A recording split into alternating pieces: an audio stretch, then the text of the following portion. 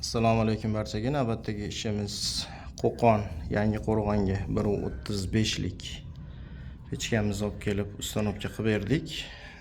Pechkamiz turli listda bo'lgan, sifatli, yaxshi pechka. Oldida ikkita duxovkasi bor. Tepa duxovka, pastdagi duxovkasi. Bu yer o't yoqadigan joyi. Bu yerda gazga o'ti bor ikkala tomonda. Bu kullon.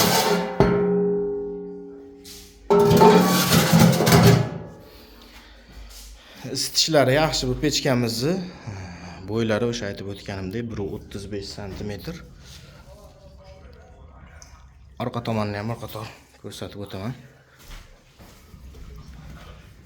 O'tlarni ham yoqib, xudo xolasa sinovdan o'tkazib beramiz. Pechkamizning orqa ko'rinishi mana shu holatda bitdi. Orqada bitta duxovkasi bo'ladi. Albatta, pechkamizni tozalaydigan hudlari ham bor. Bu bo'shatiladi. O'sha tirqishlaridan tozalanaveradi. Tozalash jarayonida mana bu turba karnegimiz chiqadi. Undan keyin bu karneni tozalab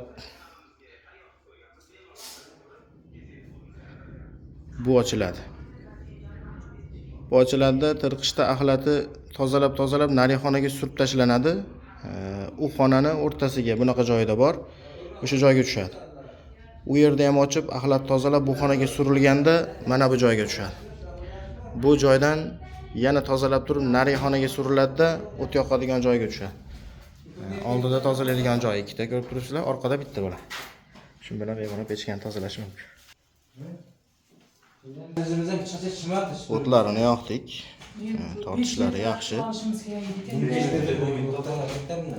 Asosiysi tutunni tashqariga bermang.